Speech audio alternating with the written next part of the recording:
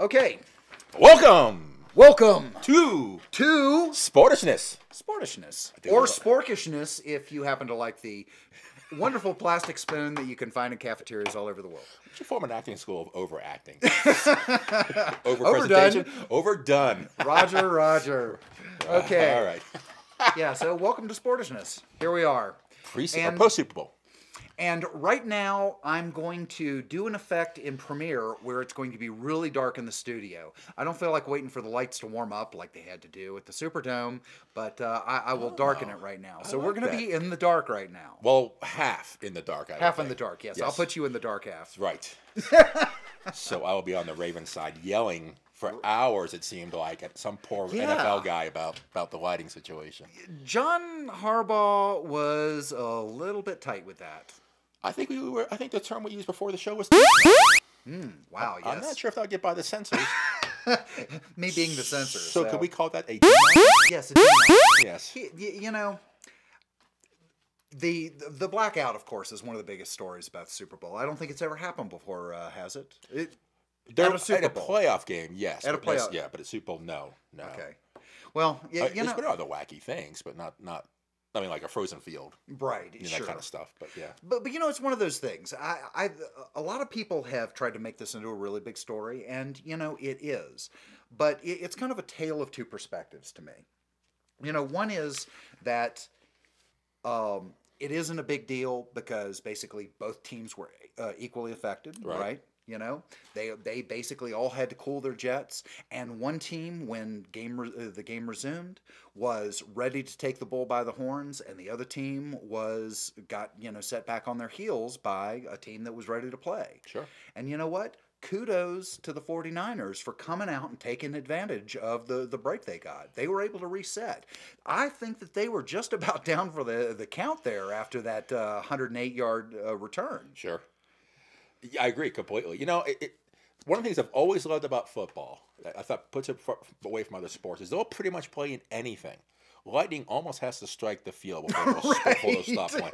We've had the Fog Bowl, we've had the Ice Bowl.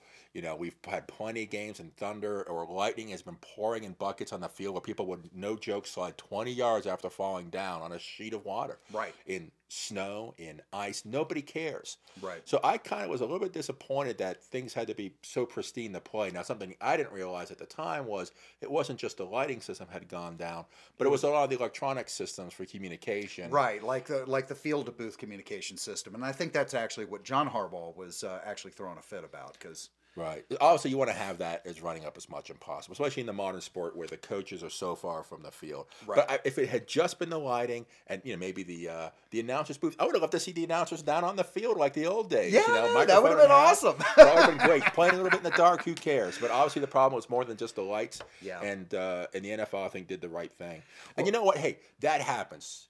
Rain delays happen. Lightning delays happen. You got to be prepared to play football.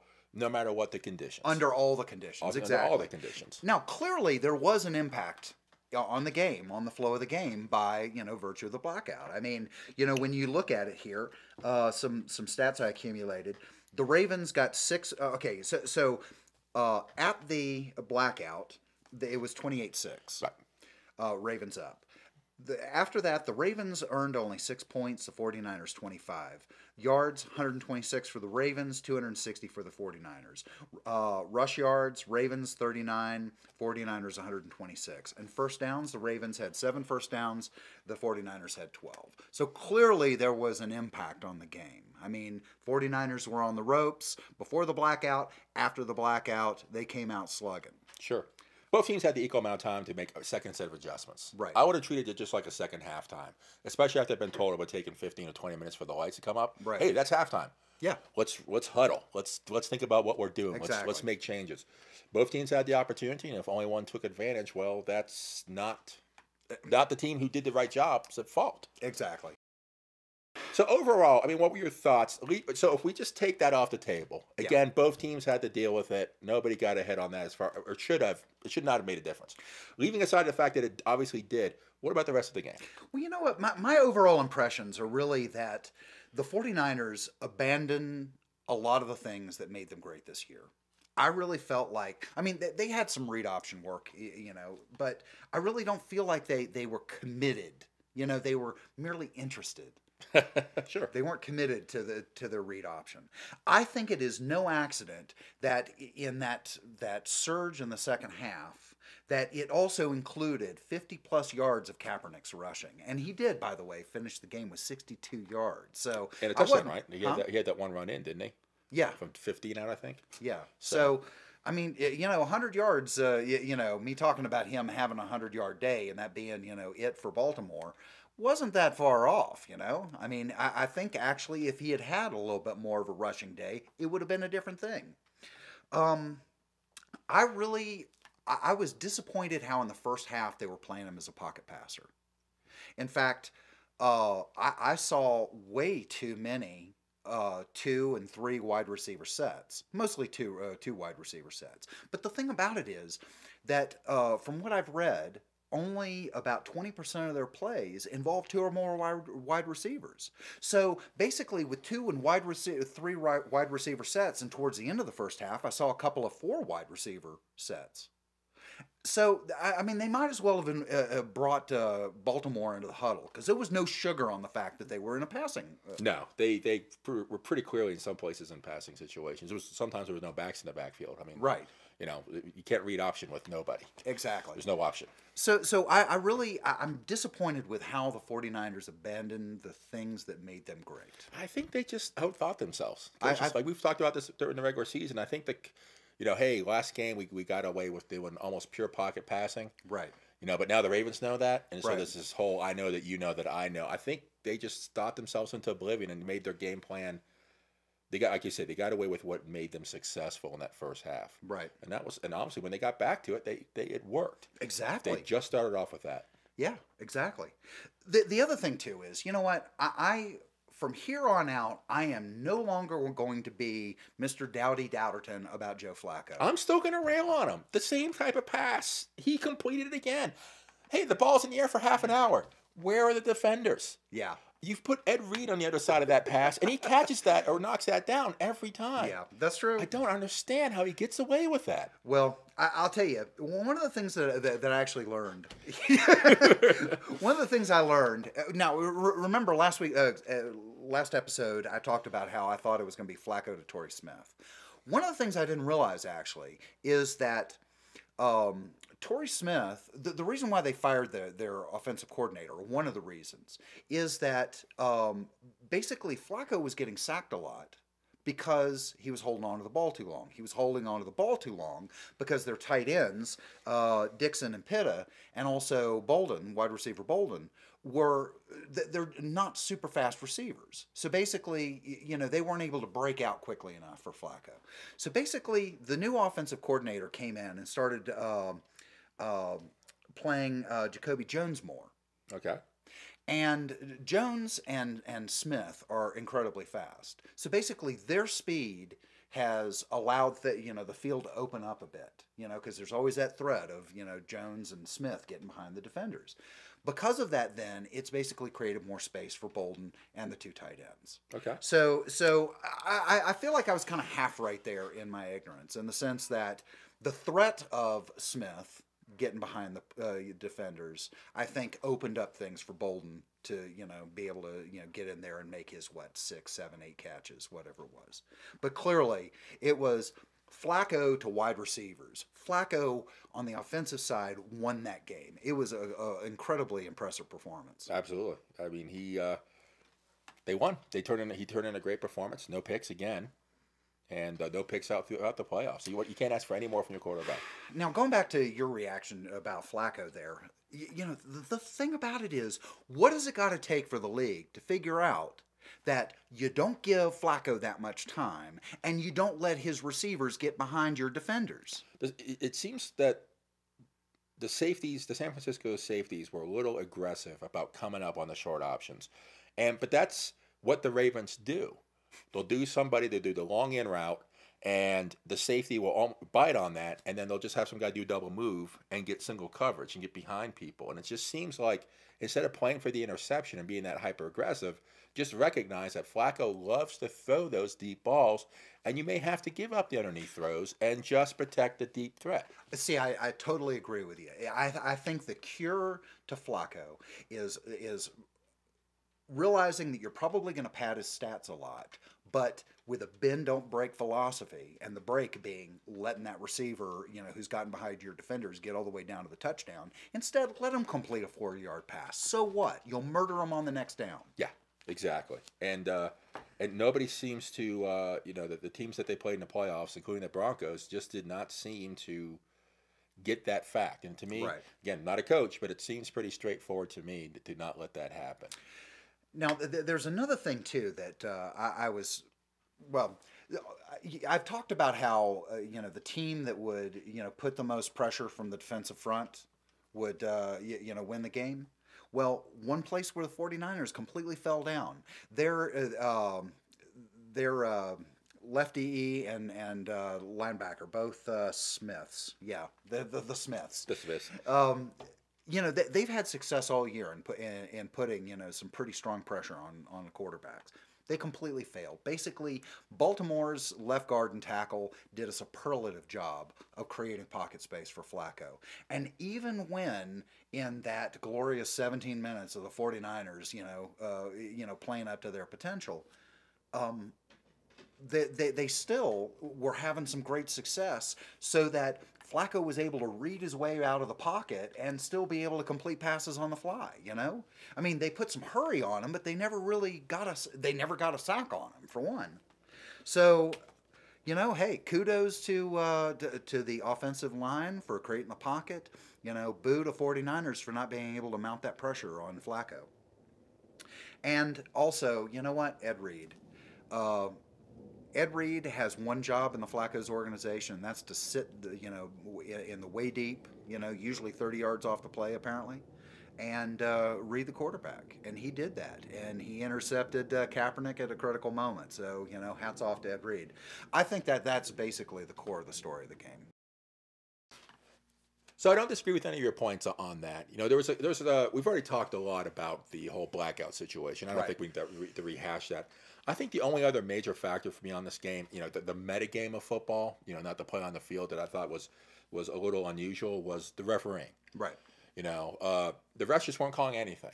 I mean, there was one fumble where there were 3 penalties on the fumble before. Actually, I should say the 3 penalties before the fumble and 2 after the fumble that should have at least changed the outcome of that play. I saw, wide receivers getting mugged constantly. After every play, there was a skirmish of some kind. So there's a couple problems. One, and we've talked about a lot leading up through the playoffs, is they don't send the same crew of referees to the playoffs that play together in the regular season, ref together. They break them up. They pick the best of the best, and they just kind of seed them in together. And then, so they're basically mixed crews working together. It's like Vietnam. The way they used to send people in piecemeal instead of sending whole units back and forth. We're going to use Vietnam. Yes, exactly. At least it's better than being 3 steps from Nazis. That's true. 3 degrees of Nazis. And this has led to very inconsistent unit play by the referees. Right. They don't work together well. They have to huddle up and do things, interrupts the flow of the game. So that's problem number one. Problem number two is that the NFL has traditionally had the referees be very hands-off in the playoffs and in the Super Bowl. The theory being is that there have been a few playoff games and Super Bowl games where the referees have really played a big part in it. People still talk about that. This call, changed the game for us, and that's why we lost. But the reality of football is that if you decide to not make any calls, that is also a call. Hey, I'm not going to call that holding or that pass interference, or the illegal hit on the fumble. That affects the course of the game. It's not fair to the fans, and it's not fair to the players. I see. So if you choose not to decide, you still have made a choice. I believe I've heard that somewhere before. So the referees did play a big part in this game. Right. Now, I think, I don't think they were out to help a team. No. I don't think they helped the Ravens more or the 49ers more. It was just generally bad. The NFL really needs to fix this going forward. They have just been... It was, the consistency of the non-calls was a force of nature like the blackout. Yes. I think that's what it comes down to. It affected both teams. It sucked. It would have been nice if they had reined this stuff in a bit. Yeah. I wanted to watch a football game. Right. Not a mugging. And that's kind of what we ended up having to watch about that game. Right. You know, it's more unfair to the offenses in general. The defenses are the ones that were getting away with a lot of stuff they shouldn't have. And, you know, that's not like each team has the exact same offense and defense. So, you know, if you're not going to call defensive penalties, it could influence the game more one way than the other. But inside the game itself, I really felt like the 49ers left that game on the table. Not just at the end. Mm-hmm. You know, not just, you know, the fourth, you know, the fourth plays to try to get in the end zone. And that was the desperation end of the football game. But I really thought they blew some things in the first half. There were 2 times they drove down and they walked away with 3 points. You know, one time they drove down and they settled for the field goal after, on a 3rd down play, Kaepernick is flushed out of the pocket to the right, and he's got, between him and the end zone, 1 linebacker. So for him running it, it's not the best option. But what he does have is a tight end and a receiver sitting in the back of the end zone, both of who are open. All Kaepernick had to do was just loft the ball gently over the linebacker. It's a play that every quarterback from Pop Warner on can make easily. And the ball just falls into the guy's hand, 7 points, end the play. Instead, Kaepernick, running along, just decides to bullet it as hard as he can. It's got 2 problems. One, the pass was inaccurate. So the guy tries to go up for it and he can't get to it. And that's problem 1. Problem 2 is the pass is so fast that after it gets done bouncing off the guy's hands, nobody else has a chance on it. Mm-hmm. You know, if the pass had gone a lot softer and the guy bounced it up, there would have been 2 players on his team there to catch the ball. You know, so that was a rookie quarterback mistake, getting really excited and just overplaying the pass. Right. The second time was it's 3rd and goal. They're close to scoring, and the Ravens put 3 guys on the right side of their line. Right. All clearly going to bullets, hands down, ready to come across the line of scrimmage. A more experienced quarterback in that situation hard counts to either get them to jump and gets the free play, or slows them down so they don't know when the ball is going to be snapped, and makes them hesitate just that extra half step to let you get your play off. Right. Instead, he went with the same 1 count that he'd been using on the last 3 plays. They came across the line as soon as he said hut, and he got murdered for it, and that ended up costing them the field goal. So again, that was Kaepernick being a bit inexperienced, leaving some points on the board. So there's 8 points right there in the first half that they left, you know, that could have been converted. Mm-hmm. So I really felt that they could have gone into halftime, I think, looking a lot better, you know, and being a completely different ball game from that point forward. And quite frankly, you know, towards the end of the game, the San Francisco defense just could not get the San Francisco defense could not get the Ravens off the field. Yeah. They converted 3rd down after 3rd down after 3rd down. And, you know, if you want to come back from a deep deficit, you know, in the second half of a football game, you've got to have your offense and your defense and your special teams all putting out phenomenal games. And yes, their offense put out a phenomenal second half, but their defense and their special teams did not. Well, in terms of getting the Ravens off the field, you know, that was pure Flacco right there, because when they were trying to do, you know, short conversions, when the Ravens were trying to do short conversions with the run, they were getting stopped fairly well. I think they ended up being 9 of 14 on 3rd down. Yeah, which is not a winning football stat. No, it's not. So yeah, I think San Francisco, on the other hand, was like, you know, 2 of 12 or something like that. I mean, exactly. It's pretty ridiculous. Yeah, but yeah, I mean, you know, Flacco had a lot of success keeping drives alive by, you know, doing some, you know, mid to long range pass, and he was getting away with it over and over again. Yeah, I wouldn't disagree. I wouldn't disagree at all. So if I was the 49ers, I'd feel upset that, you know, I think this is going to be the story of the Ravens, but maybe they were the better team. They just couldn't put it all together. Yeah. You know, some bad calls from the coordinators, a lack of execution from your quarterback, bad ball control as far as time in the first half, end of the first half, and horrible use of your timeouts in the second. And once again, it's just this cavalcade of bad that just adds up to you losing. Speaking of bad, there's also, you know, some questionable coaching decisions. I think, for example, that the 49ers burning that timeout fairly early on in the second half. That was, you know, they needed that at the end. You know, if they'd had that one extra time out there, you know, in the last 2 minutes, right, that could have been the difference in the game. Absolutely, I agree. In terms of some other questionable coaching decisions, I think that the John Harbaugh, the John Harbaugh, John, the John version of Harbaugh, right, made a mistake calling that field goal fake. They were this close to really needing those 3 points towards the end of the game. yes, And, I totally subscribe to the Madden philosophy that you take your points where you can get them. And in that same vein, I also think that Jim Harbaugh made the mistake of trying to go for that 2-point conversion. too early, way too early in the fourth. Exactly. If they had just taken the one and had trust in their offense to get them within field goal range, they didn't need to tie up the game. They just needed to be 2 points, within 2 points of the Ravens to win on a 3-point field goal. I agree.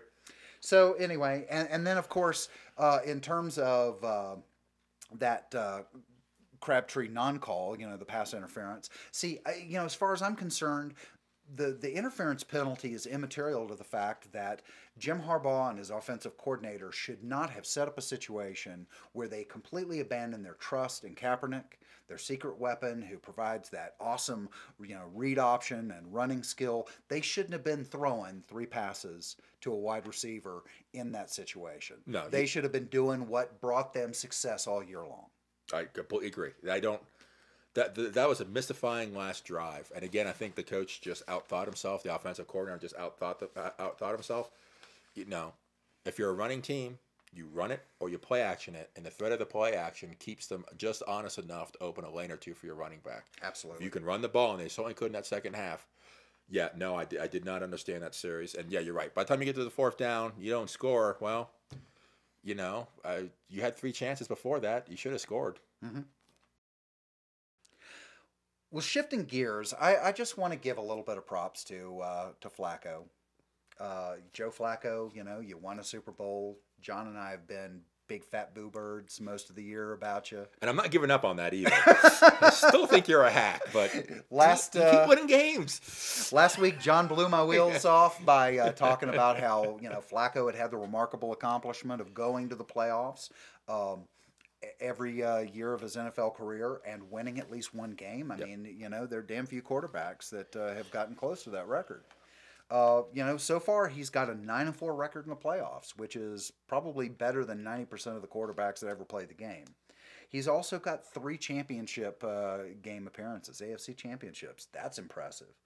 11 passing touchdowns in this playoffs, which ranks him up there with Kurt Warner and Joe Montana. Sure. That's Montana with an M, by the way. Montana doesn't have a football team. It's just silly. Who are these people? Yeah. He's also the only quarterback, by the way, who has his first 5 seasons has gone to the playoffs and won a game. Right. So stands alone there too. Yeah. He had 73 of 73 completions out of 126 attempts for 1,140 yards. That's the size of some starting quarterbacks' passing careers, and he did that in the playoffs. And he did so without interceptions. That's probably the most important thing. He played a clean, precise playoffs. Yes. Though it seemed like every third pass he throws is making for an interception. Oh, God. It seemed like I get on a plane, fly down to New Orleans, and get off and get on the field in time to catch some of those balls before they came back down. The other thing, too, is, there's so many times we got chased out of the pocket and got 1 or 2 hands on him from a defender, right. And he still managed to throw these impossible passes that were caught. It was almost like somebody was sprinkling some leprechaun dust on him or something. I don't know. Yeah. But you know what? He's an ugly player. His play style is kind of ugly. But it's a winning ugly. Obviously, he's got the Super Bowl ring to prove it. So, you know what? Hats off to you, Joe Flacco. You deserve the win because, you know what? You were clearly the best player on your team. You did an awesome job in that Super Bowl, and congratulations.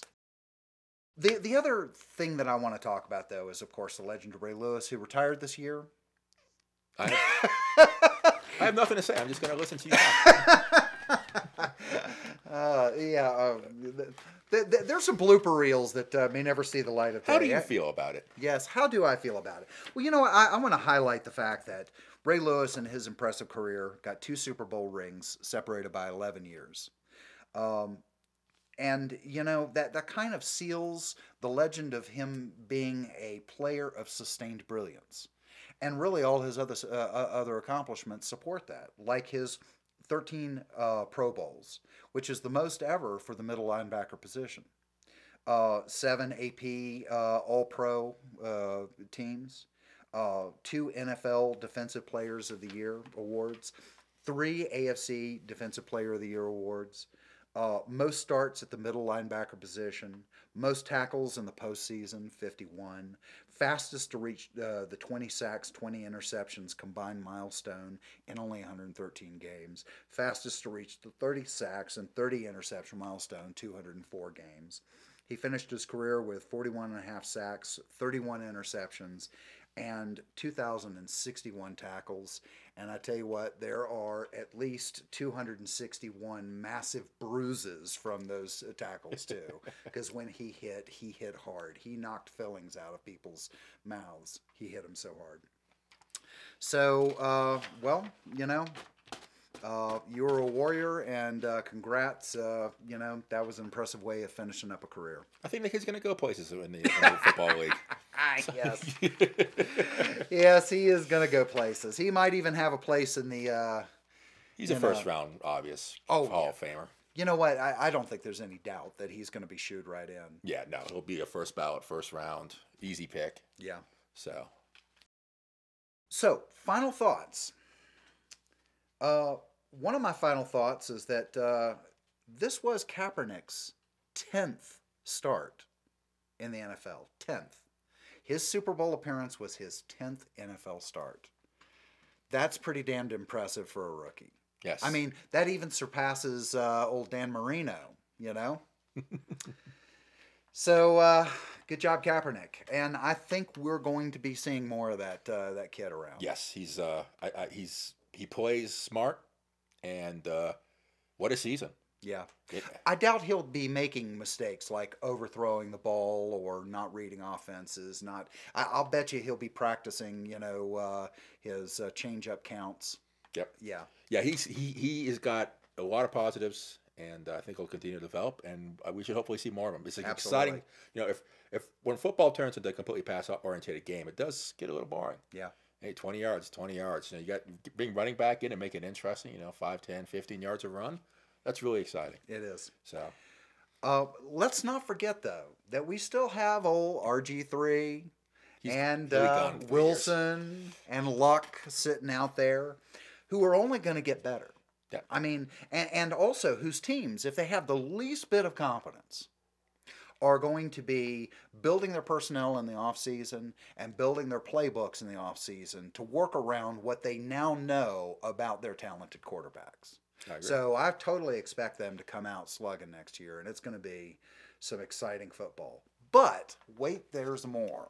Because this is like a Ginsu commercial here, Because there are still folks like Eli Manning and Peyton Manning and Tom Brady and Drew Brees and Aaron Rodgers who are simply not going to go gently into that good night. Right. They're not washed up. And so, good God, my final thought is the 2012-2013 season is the best I've ever watched, and I can't wait till the 13 and 14 season because, good God, we got some talent coming our way. Well, don't forget like the other guys, Alex Smiths and the Daltons and stuff like that. You don't really know where they're going to be at next year. You don't know where, from a playing perspective, but they've got potential. Absolutely. So, wow. Yeah. All right, folks. Well, that does officially conclude the first season of Sportishness. Yep. We might do an episode later downstream to talk about injuries, brain stuff, that kind of stuff going down range as that kind of stuff develops. Maybe a special here and there. But for the football season, the 2012-2013 football season, we hope you enjoyed good football. Yes, enjoyed good football. I'm not going to ride on your... You always do. I know. This is John. That's Jonathan. All right. This is how we feel about it. See y'all next year. See you next year.